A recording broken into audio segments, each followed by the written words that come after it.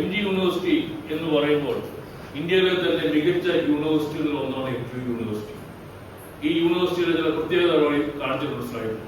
ഈ യൂണിവേഴ്സിറ്റിയുടെ കീഴിൽ ഏകദേശം 258 അഫിലിയേറ്റിംഗ് കോളേജുകളുണ്ട്. അതിൽ ഒരു കോളേജാണ് നമ്മൾ.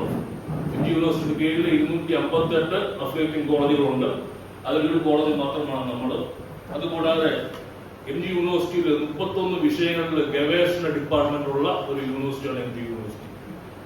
ഈ MG യൂണിവേഴ്സിറ്റി ഇന്ത്യയിലെ വിവിധ റാങ്കിംഗ് അല്ലെങ്കിൽ ഗ്രേഡിംഗ് ഏജൻസികളുടെ പട്ടികയിൽ തന്നെ 1ാം സ്ഥാനം നേടിയ ഒരു യൂണിവേഴ്സിറ്റിയാണ്.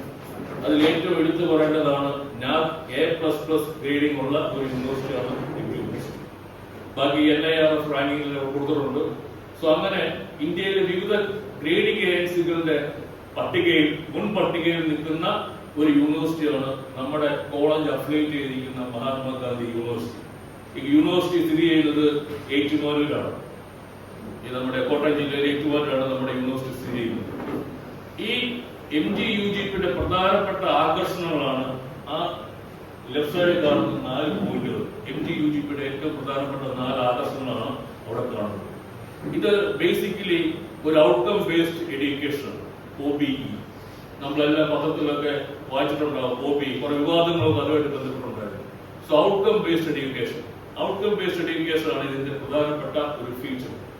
ഓരോ BBA എടുത്ത കുട്ടിയാണെങ്കിലും BSc ഇലക്ട്രോണിക്സ് എടുത്ത കുട്ടിയാണെങ്കിലും അവൻ പഠിക്കാൻ പോകുന്ന കോഴ്സിന്റെ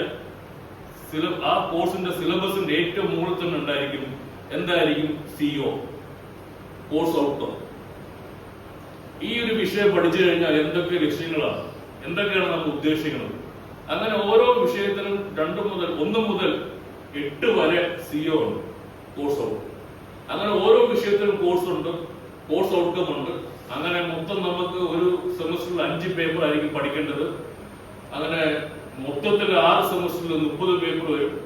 അവസാനം എല്ലാം കൂടെ കൂടിയ പ്രോഗ്രാമിന്റെ ഔട്ട്കം ഉണ്ട്. ഇതെല്ലാം മുൻകൂട്ടി പറയുകയാണ്. എന്താണ് ഈ പാഠഭാഗം നിങ്ങൾ പഠിച്ചു കഴിയുമ്പോൾ ഞങ്ങൾ ഉദ്ദേശിക്കുന്നു എന്ന് മുൻകൂട്ടി നിങ്ങൾ അറിയിക്കുന്നു. അതിന് വേണ്ട പഠിപ്പിലാണ് ക്ലാസ് പഠിപ്പിക്കുന്നത്.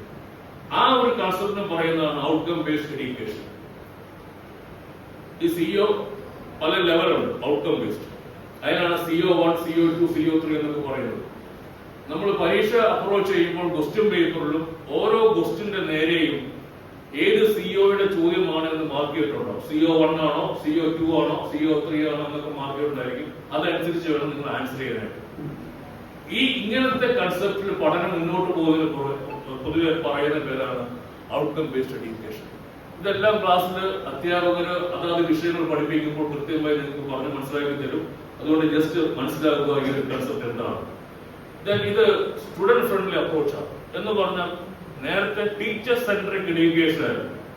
ഒരു BCom ചേർന്ന കുട്ടിക്ക് ആ സിലബസിൽ പറയുന്നത് മാത്രമേ പഠിക്കാനുള്ള അവകാശമുണ്ടായിരുന്നു.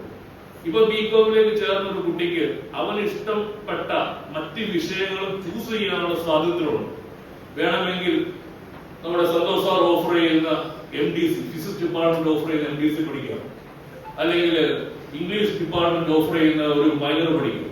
അല്ലെങ്കിൽ ജേർണലിസം ഓഫർ ചെയ്യുന്ന ഒരു മൈനർ പഠിക്കും. അങ്ങനെ വിവിധ ചോയ്സ് ഉണ്ട്.